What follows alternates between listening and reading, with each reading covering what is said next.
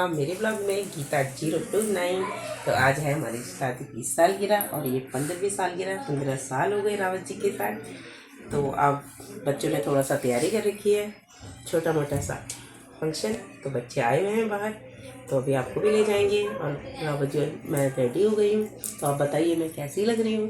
अब रावत जी का इंतजार है, कितनी देर में आते हैं। आ गए और आपको बहुत बहुत शुभकामनाएं। हैप्पी एनिवर्सरी आपको। बहुत बहुत शुभकामनाएं। Thank you so much. चिरंजीवी रो सदा सुखी रहो, आपके जीवन में यह दिन हमेशा आए और हम लोगों का दोनों का जो है साथ बना रहे, यही मनोकामना है। और हम और हमारा परिवार और जितने भी आप लोग सब देख रहे हैं, तो सबको बहुत बहुत शुभकामनाएं आपको भी। और हमें जितना भी जो है कमेंट करने के लिए बहुत बहुत धन्यवाद। आप अगर आपको वीडियो पसंद आएगी तो फिर आप देखते हैं बच्चों ने क्या क्या तैयारी कर रखी है। चलते हैं आगे, तक दिखाते हैं आपको।